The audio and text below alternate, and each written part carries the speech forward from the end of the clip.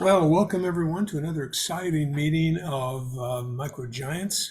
We're here today talking about productivity in small business with John Mills and Edgar Martin, both business owners and experts in various subjects. Let's get started by talking a little bit about, and John is going to flip the charts for me today. For some reason, I've got technical problems. So go ahead, John, to the next one. Let's talk about what productivity is and why it really matters. Productivity really helps lifestyle. That's the only thing that drives lifestyle when you think about it. We don't have a lot of time to talk about the economics, but let's just say basically that productivity is the one thing that gives us more product for less money. Of course, that has a lot to do with inflation and other things. But let's talk about it in a basic way today. Productivity measures how well a business uses its resources to generate value. That's value to somebody who wants to buy your business. It's customer perceived value. In other words, the value you create of your product that people will pay for. And so, but then why productivity? Go ahead and hit enter again.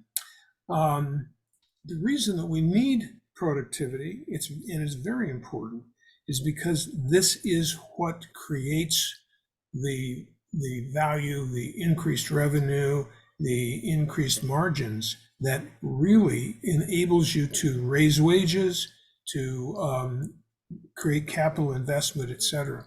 So I thought we would go through 3 or 4 charts here to try and just set the stage for where we are in this country and where everybody else is in this country. First of all, if you take a look at our productivity over a long time, the way productivity is generally measured is based on the increase of productivity year by year. In this particular chart, they've lumped certain groups of years together based on economic trends. So we hope that the productivity is as high as it can be, because it means our lifestyle can progress faster, that we're making more things with less resources. So if we go all the way back to post-war, you can see that we had a period of years, quite a few years, where we had a 2.7% gain in average productivity. And this is generally measured by output per hour. 26 years, that's a long time. Yeah, it's a long time. So this was a real straight long-term trend. We got into 73 to 80, and what happened? Well, not only did we have war protests, but we were just over the war, but primarily we had huge inflation issues during that. 50% drop in productivity. Yeah, just a huge drop. And then we went into a big recession, came out of it about 82, 83, productivity gained there. But I can tell you that it happened towards the end of the 80s after Reagan, because he changed things, he deregulated and took taxes down. And this all had the effect of increasing productivity. Then from 90 to 2000, it was 2.1, really screaming. Not screaming, but pretty good. And then we were screaming in 2001 through 2007 at a 2.8% increase. So this is the kind of, the numbers seem really small, but keep in mind, you have a 2.8% increase one year and another 2.8% increase the next year and the next year. It doesn't take many years before you're at 10, 15, 20%. That is very material. So then, of course, in 2008, we had a crash. Things really hit bottom in terms of recessions. And you can see that dropped to 1.4%. And then we had, sort of like good times, right?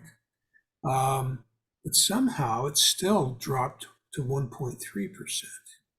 So the question there is, well, what is going on? I mean, this is all the way up through, this is the last few years up through, the current one. Well, and of course, everybody knows the answer is, well, that's COVID, right? I'm not so sure that COVID took us down to 1.3, or did COVID just take us down 0.1? It didn't really hurt. So let's go to the next slide and get another perspective here. So what contributes to productivity gains. And you can see that in the post-war period, the contribution of capital intensity was 0.9 and labor was only 0.2. So what this means is, how much capital do you have to invest, and did you invest it well so that it could really be effective? The total factor productivity is really a combination of several other elements, of which we'll take a brief look at, but we won't get deep into the economics of this. And so you can see that the composition stayed relatively, the proportionality was about the same. But I think the interesting lesson here is that labor gains are not very big. I got a question for you. The anomaly in this is total factor productivity, and I got no idea what total factor productivity is, because if you have a look at the other colors, they're staying relatively simplified and on track with each other, but the total factor is a huge shift. Yeah, it is, and I'm not sure I'm going to be very adequate in explaining this, but the definition really is total of all of the different factors that go into that. And therefore, however, and my question was and is, well, wait a minute, we've already measured, labor and capital. Why are we remeasuring it again? And I believe that what this means is that when you combine the several different elements, and these are the basics, there are a couple other small ones, but when you combine increased purchase of machinery and skilling up people and working a little harder and all of these things together, that you get another multiplying effect over and above. And I believe that that's why it's so big, because in a way, it's the combination. And so on this particular one, you can see that the labor productivity had increased as little as it did. It still does continue to go up. And looks pretty nice, really. The interesting thing that's probably partly responsible for the automation or the tools and equipment that go alongside labor. Sure, because if you've got a guy with a machine stamping out widgets, and then you got a guy building them by hand, that productivity is going to go up. Yeah, it'd be nice to see an overlay of automation innovation at the same time. It would be terrific. And I didn't find anything, but we ought to keep our eyes open. I was not able to find that. Now, this is an interesting one because this shows productivity by different countries, and this really separates the men from the boys. You can see that the United States is really tracking, although take a look at the difference in 1950 and where we were in 1990, and we almost got caught by Germany, and here we are in 2019, pulling away, it looks like, but that's not the whole story, because the last 3 years we've fallen behind, and we're going to look at a chart. But compare this to Mexico, Edgar. This is what 1, 2, 3.5 times higher than Mexico. China is even lower. So when we take a look at this powerhouse China and you look at productivity per hour worked, you can see that China's really not producing very much. Well, but they make it up through sheer volume. And that's not supposed to be cryptic, but it's when you've got billions of people working for you versus millions, I think, yeah. But it has direct relationship to lifestyle. They can't afford to pay a lot more money to bring the Chinese into, say, middle class, because they don't have a lot more money to give them. So it's just not going to happen. And so the only way that you're going to be able to give raises is to have more productivity. Strange. Ron, I got another overlay there too.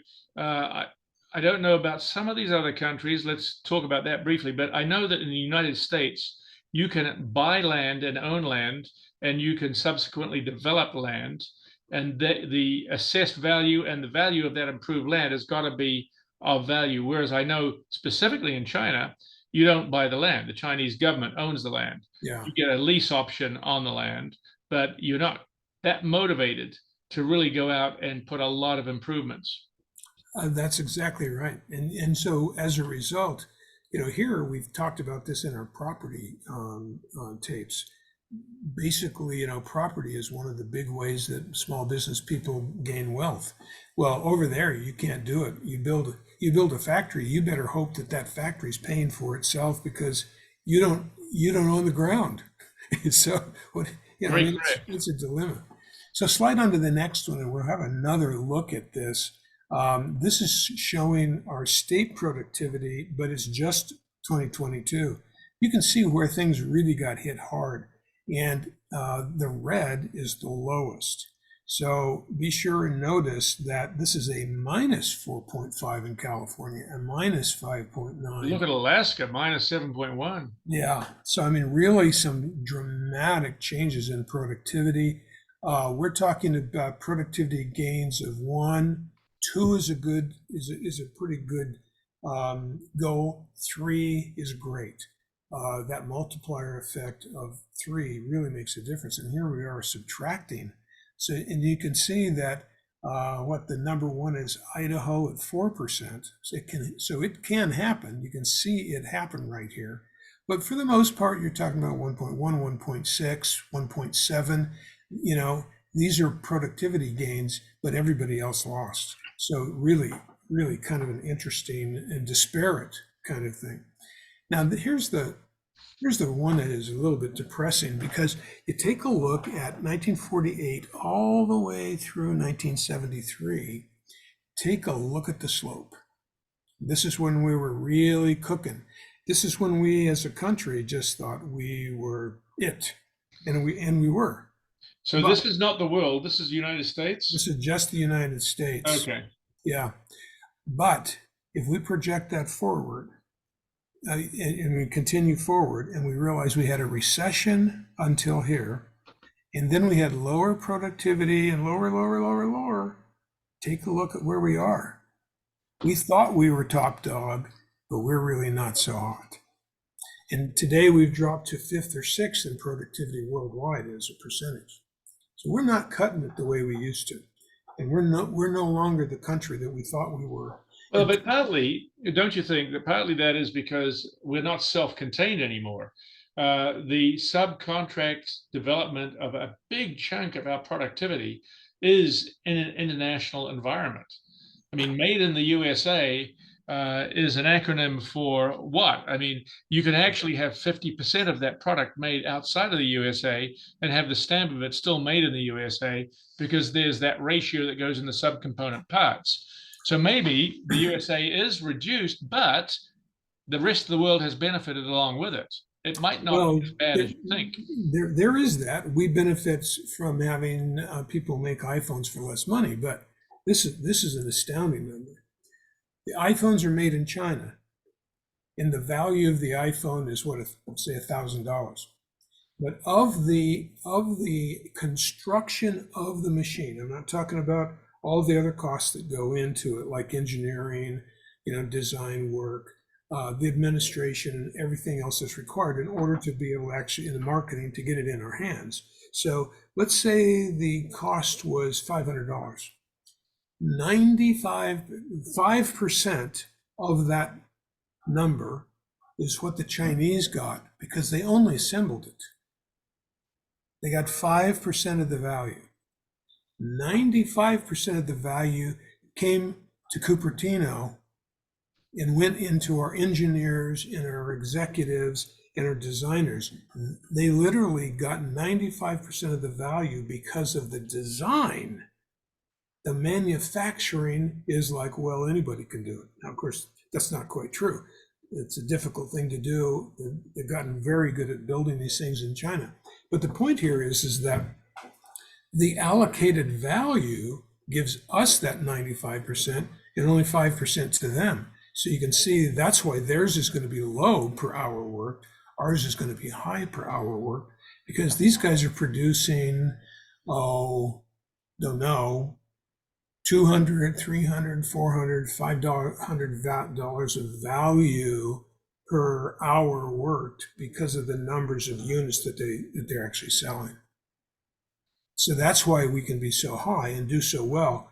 But of course, it gets mixed up. If you're talking about an automobile, that 5 or 6 or 7 countries are supplying parts, and it's going back and forth across several borders. It might go to Mexico to be built, and it might finally be imported here. Who gets that? Well, the United States still got a piece of that, but it had to do with the design and administration and so forth, not the actual manufacturing, say, in that particular case.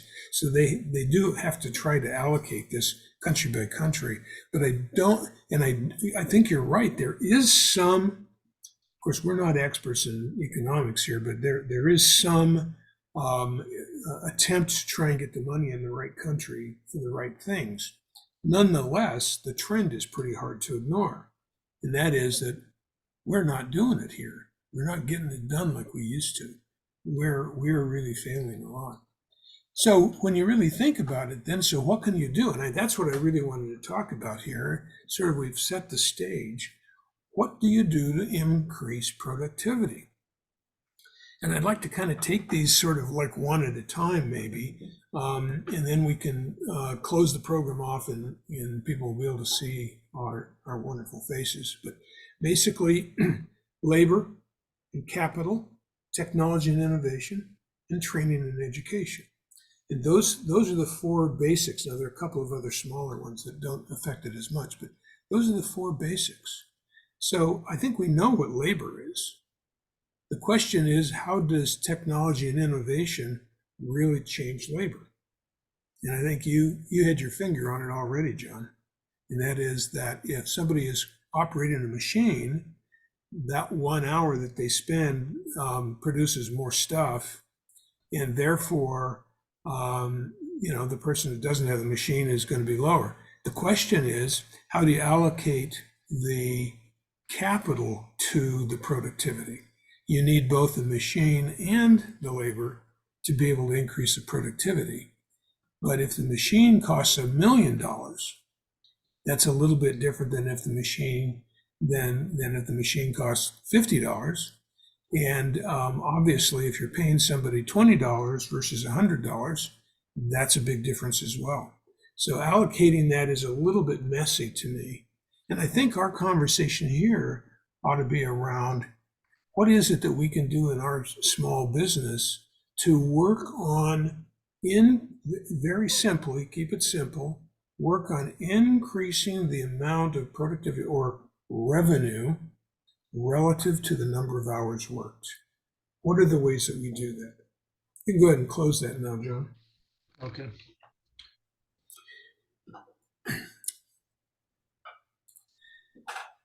So Edgar, you've got your speaker on. I know that you consider all of this stuff, not that you think about productivity all of the time, but I mean, you starting a business and doing all the work, all hours of the day. One of the things I've seen you do, and of course I can recognize it because it's the same thing that I have done, and that is, if you want more productivity, you just work harder. Yes. The problem here is that so you might be able to increase your revenue. The question is, have you increased your revenue per hour? Yeah, that's the question that often gets me figuring out if am I spending all my time in the right places, because I put I work hard, I work a lot, and my productivity per hour is probably not what I want it to be. I think it's psychological for me. Like, I need to reprogram myself to think differently sometimes. Mhm. That even though I say I've read the books, I got the training of delegating, but it's not as easy as you As think. it sounds, right? Yeah. Yeah. No matter how much books you read, anything like that, delegating is it's a form of learning through experience. I guess that's a good way to Yeah. put it. Learning how to kind of just honestly let go of based it. I was like, oh, this person can do this, right? But then you realize it's like, no, you have to move quickly and say, no, this person's like not going to be able to do what I think it can, or I need to figure out a way how to teach better. Right. So I have to ask the question, am I the problem sometimes too? So Well, yeah, clearly, I mean, the owners are many times the problem.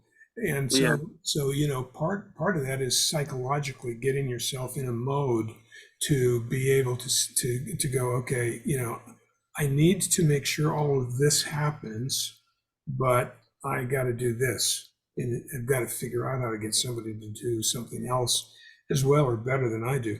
So many times, people trudge, and I had a conversation with one of our micro giants just the other day, who was telling me, oh, he'd been spent a lot of time catching up on invoices and statements and stuff like that. And going, well, okay, why are you doing that? Well, there's nobody else. It's like the owner is sick or whatever the case is. He's old and sick, he can't do it, and he just said to me, and I want to buy the business, and he just said to me, and so the only way it gets done is if I come home after work and then I start doing the administrative. It's like, well, okay. However, you really want to set that business up so that the productivity of the producers, the plumbers in this case, or electricians in this case, the productivity is high enough so you can hire somebody to do that stuff. The question is, well, now you have to learn how to do it. You have to have a system. You got to be able to teach somebody how to do it. And if you get somebody who understands it, chances are they're going to be able to do it better and faster than you are. But you've still got to make that transition. It's very, very difficult. I have a bit of an oblique look at this because I think part of the problem is we as entrepreneurs or people who've started small businesses don't look at it as how much have I done this hour or how much have I done in 2 hours. I think speaking for myself, and I think for Edgar too, is we look at this as a process that takes a week, a month, a period of time that I may be through it in 3 months, and you work at it until you reach the outcome. And so you're not so much worried about the financial return immediately. You're looking at the long-term return on your investment and your improvement, because sometimes you actually go backwards. Well, in fact, most often you go backwards in the process of developing new ideas and new concepts. For a period of time, the easy one is when you hire somebody to help, you spend double the time because you're trying to explain it to the person how to do the stuff that you can do in half the time. And then you're trying to figure out what to explain to the next. So it becomes very difficult for that intern process. We had it down. We had, in most of the Western countries, we had plumbers intern, HVAC interns. Would come alongside and they do it as a doctor. When you become a resident doctor, you sit around and you trail somebody who has got 8, 9, 10 years experience. Why do they do it? They know all the stuff. Well, they do it because they don't know how to do the stuff. They know the stuff, but they don't know how to do it.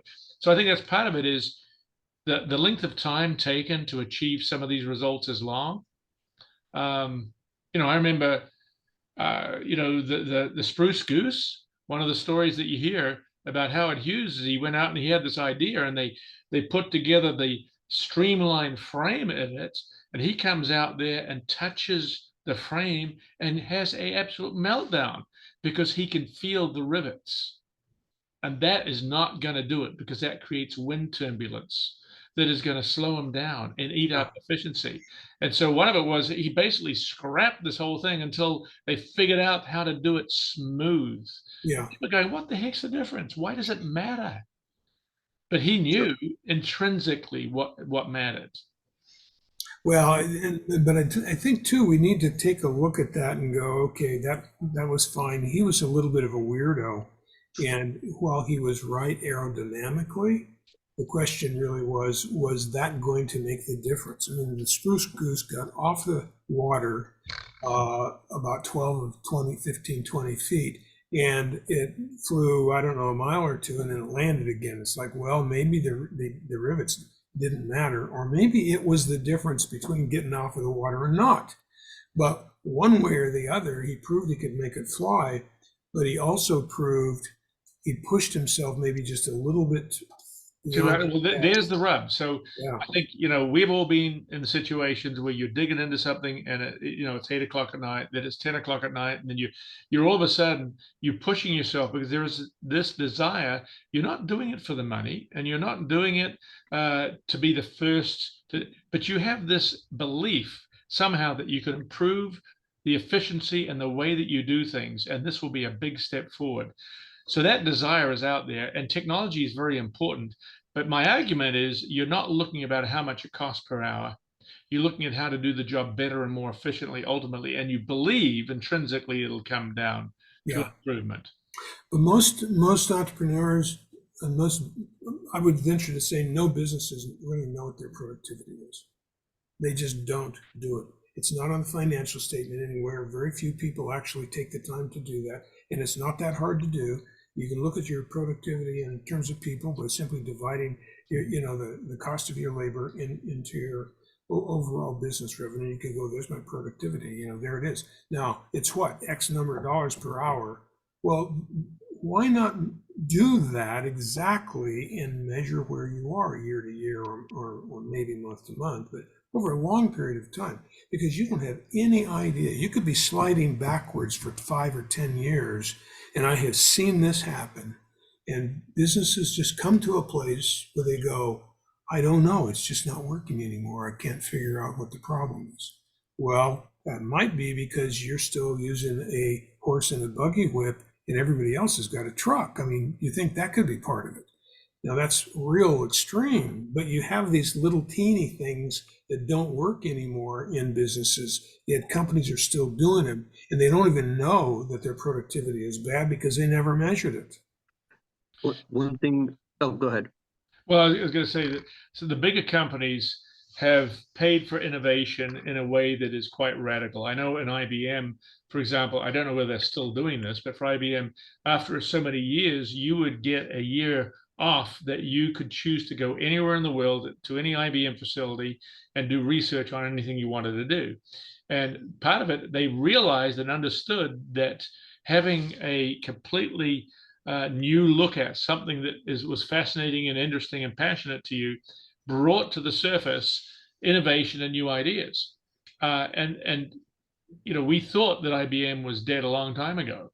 When the typewriters, the manual typewriters, but somehow they grew into computers, and they didn't do that quite as well as a few other companies did, but they still did it. In the background, they had their mid-size going, and they had their mainframes going, but it was like questionable for about 40 years. Well, guess what, folks? IBM is doing just fine. And I would suggest to you that the reason it's doing just fine is because they have intrinsically understood that the human element, the capacity of entrepreneurial and thinking people, is preeminently important.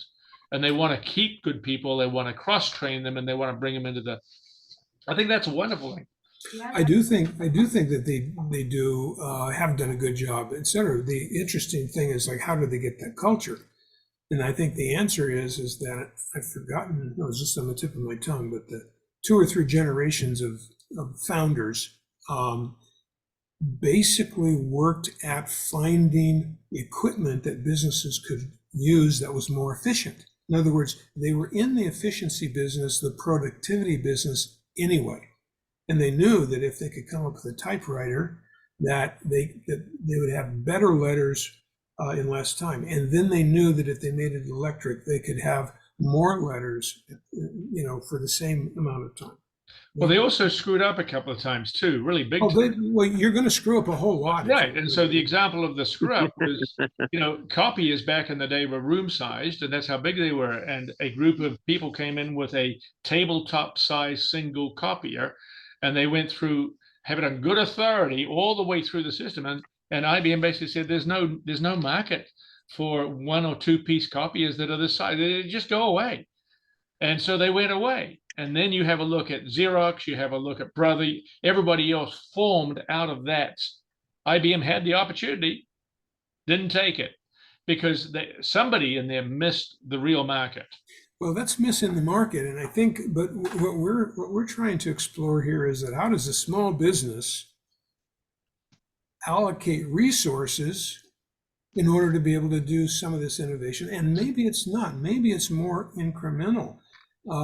When you look at a factory worker who is sorting bottles and they're doing it a certain way, and then next to that person is somebody who's doing it 50% faster, you take a look at it and you go, why is this person so much faster than this person? So one of the problems we've got is we need to have labor on the side of entrepreneurial technology development. And I think one of the problems that I have seen in New Zealand and I see here is labor is somewhat reticent to engage new technology without a pre-approved and ultimatum on how they get their piece out of it.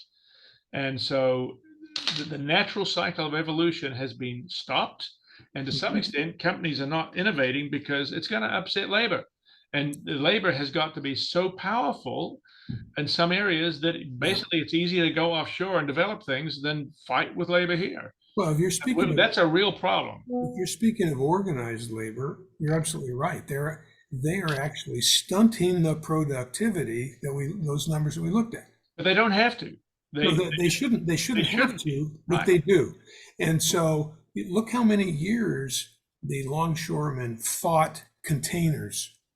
Well, and look what containers are about today. The truth of the matter is that as we went through this whole supply mess, which is not quite cleaned up yet, there is no way longshoremen could have unloaded those boats, those giant ships, one box at a time or one pallet, or there's no way they could have done that fast enough. They require having the container innovation that can go right on a truck. Sure. So maybe the real issue here that we're facing is not a technological issue. It is a cultural and contractual issue that if labor can get a buy-in to have a piece of the future, and the management and technology can agree that as they grow, labor can become part of that solution. Somehow in the middle of that, but you can't predict things to come. Well, it's very difficult to have that. Some people are better at that than others. Yeah. Well, yes and no. And we're down that road. I mean, you could take any argument you've got out there, and here's how we think it is going to work out. And look, well, one of them quite simply would be paper is going to disappear and notebooks are going to disappear because we've now got computers and we're going to have digital record keeping. And so, you know what? If I'm in the paper business, I'm out of here. Well, if you believe that, you'd have been, paper mills are still doing just fine. Thank you very much. They're running at capacity. Today, the paper mills, they are so expensive and so huge to build that they are running today at capacity. And so if you go in and talk to a printer and you say, I'd like to have this kind of paper I used on my last one, chances are going to be, they're going to say, sorry, we can't get that anymore.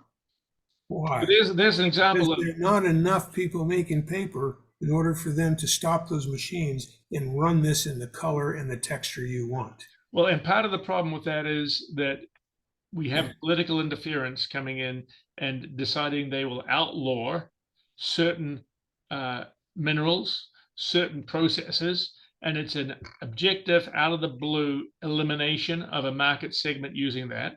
And it's not based on good science. And the outcome is, I lived in this, again, in New Zealand, where the government could change the tax rate on any product coming into the country. And you were at the will and the whim of the financier in the New Zealand government of whether or not you're going to be in business. Well, guess what? The big businesses said, I'm not going to be in business in New Zealand. Why would I? Because I've got no control over my destiny. And that's where America's been phenomenally beneficial. Well, that's happening. California is becoming New Zealand right now. And well, unfortunately, not to be political, the more mandated controls you put on a business, the less likelihood that business has of success. So let's speak to that directly, and that is that productivity that you're working so hard to increase by investing in machinery or computers. And you're doing training to try and get your people up to speed, increase your skills, get them to work a little faster and better, and doing everything you can to provide better benefits from your employees. You're working, but the government imposes these sometimes arbitrary rules on you, which lowers your productivity. So I would argue, after taking a look at those numbers, I would argue that bureaucracy is directly the cause of some piece of that, not the whole thing. We've got labor issues that we got to deal with. We've got investment. We may not have enough money to invest the way we would like to, but there's also the bureaucratic piece that is slowing us down and causing us to drop from number 1 to number 3 to number 5 to number 7 in terms of productivity increases. Now with inflation, everybody wants more money. I understand that because they just want to get back to where they were. But the truth is, small business people need to know that no new wealth will be created from profits. No advanced, large growth is going to happen, etc., until you can increase productivity. Because So the more you grow, and if you grow your expenses at a faster rate than you grow your revenue, you're going to be going downhill in terms of creating the money that you'd like to pay your people with. So what advice you give to the small business trying to increase productivity without necessarily limiting mistakes, right? What would be your advice to the small business, like a restaurant, or even you could kind of know my business enough. I got 2 staff members, put a lot of time and money towards delegating. Often, sometimes, it's the toughest part of my business, that I have to reinvest almost all my income back to the business if based on what I saw was going to be the thing. And what hit home a little bit is like, I know I'm doing the right thing. I'm almost 100% sure that it is the right thing I need to do if I want to surpass inflation, not stay stuck where I'm at. If I want to create wealth, if I want to build a business, not a self-employment, is the only thing I saw feasible was to reinvest my money back into being more productive, being able to replace myself, basically. Was it a good time? I don't know. I think it is. It's not just the reinvestment. It's the reinvestment in those pieces that will increase productivity. And this is where, I don't know if John and I differ on this or not, because yes, you want to go out and experiment. You've got to have innovation in order to be able to do that. I get all of that. IBM has it figured out. I think they know X amount of dollars is going to go to innovation, et cetera, et cetera. But they also are betting on historical patterns, that if you've got 10 scientists out there working on something that they find interesting, one of them is going to produce enough money to pay for those 10 guys' salaries to have been out there trying to do this. You got to have X number of successes in order to be able to pay for that. So when you're a small business and you're really short on capital, you have to be very careful about where you spend your time developing those particular things. And so I would say that a big piece of where you can innovate today, well, let me go back. We saw that rapid gain in the 90s and the early 2000s. That was a productivity gain primarily that came from the invention of the personal computer 25, 30 years before. It took 20 years to get it in the hands of people so that they could begin to realize what to do with these computers.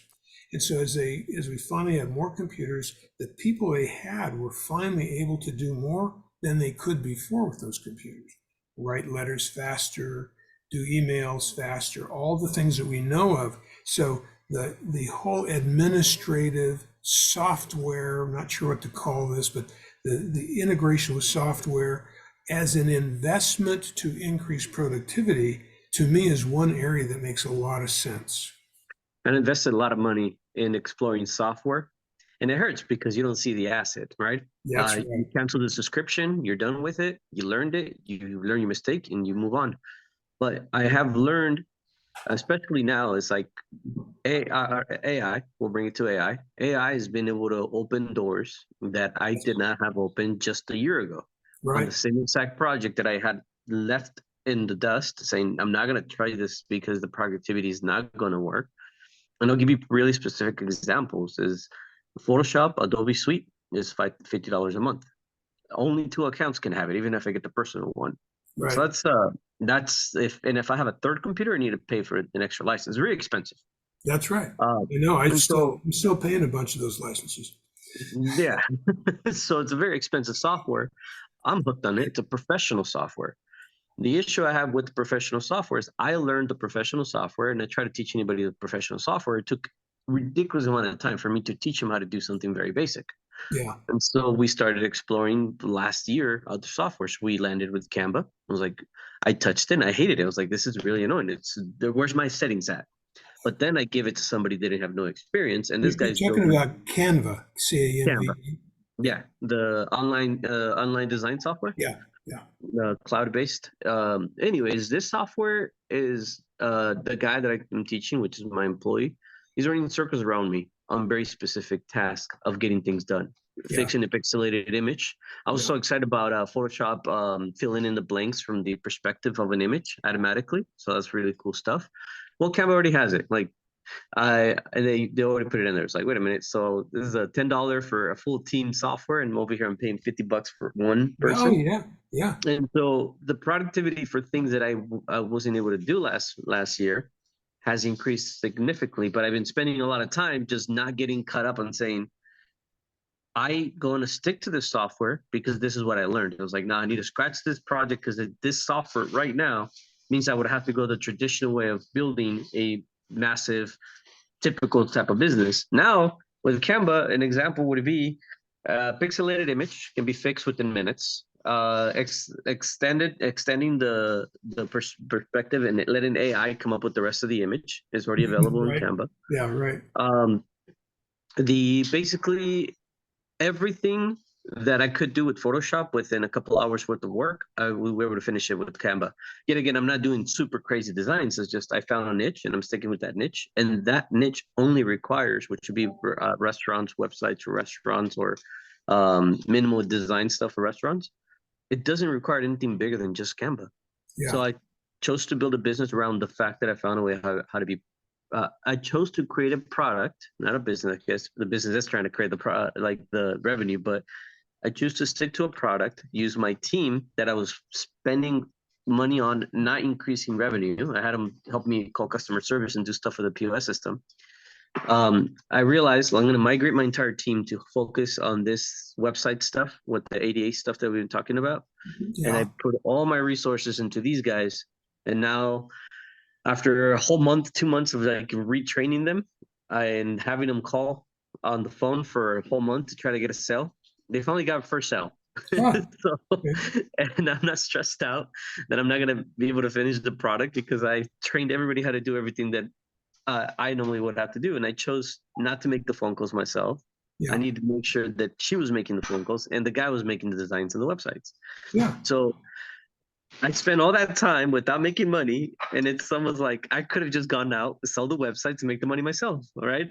But it's one of those things where I'm like, if I do that, I feel like all I'm going to do is fall in another trap, and then I'm going to be all distracted from the other thing I'm doing and distracted from the other thing. And at this point, after 3 years, I realized that's the biggest dangerous thing is just because I know how to do it and I see an opportunity, I'm not going to ever do it again if I can't have somebody else replace me. Well, but then how do you evaluate that? Hmm? How do you evaluate it? You know, and I think the answer is you go right back to, well, gee, how big is this niche market? How much business do I think that I can do? And then you simply mathematically you go, it's a guess. You're going to go, I'm going to do $100,000 in this business, and I'm going to need X amount of units to do that, and over some period of time, and I'm not going to do it. So you know, that's kind of the issue there, is that how much money am I going to get, and what's my investment? So, John, a couple last words. So I'm in total agreement with Edgar that I think everybody who's been working in the business, they want to work on it. And so what I've been trying to do in our small business and in a larger business before is anything that I can do, I'm trying to get somebody else to do it. And I have that mantra, just because you can doesn't mean to say you should. And then the next step that goes with that is we're living in a perfect time where the cost of automation, the cost of research, is extremely good. You've got to look at the opportunities. That the key thing is, how do you filter the right opportunities to look at which road to go down? Your Yeah, concept that's of getting Canva versus the traditional suite. I've done a couple of those things where you go through evaluating software. It's really difficult to get the software that actually is going to go and have legs long enough. And I would say what we've got to do is we've got to go back and look at what the intent, what the driven purpose of that software is long term. right. And are the guys innovative? Are they just the guys who copied? Or are these guys actually also, like you, coming up with new deals? We used to represent a company called AMD, Advanced Micro Devices, and they started off by getting the right to make an 8086, 8088 computer that Intel had pioneered. And so they got the rights and they had the engineering rights. And from that, they started developing the business. Well, it might appear they were a copycat in the beginning, and all they had was price to come to the market.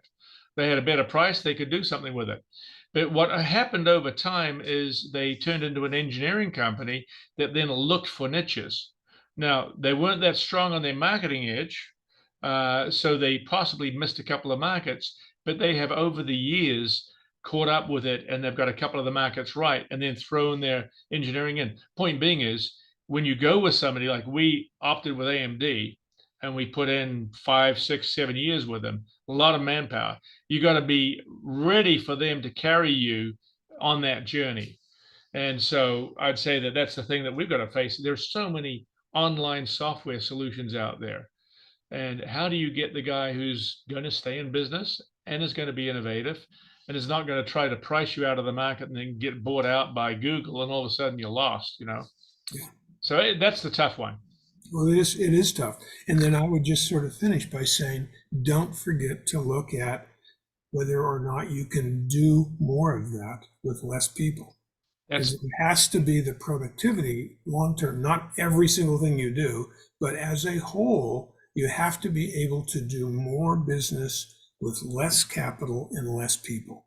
absolutely. That's not easy to do, but that is the future. And that's what the United States as a whole is Yeah. going to be dealing with for the next decade easily. So, well, it's been a good discussion. Thank you, everybody. I don't think we solved it this time, No. but I do think that we enlightened people about what productivity is. Many folks probably had never really thought about it applying to their small business, but it really does. And that's the one thing, once we're established, that's the one thing that ensures that we can actually keep going forward, is increases in productivity.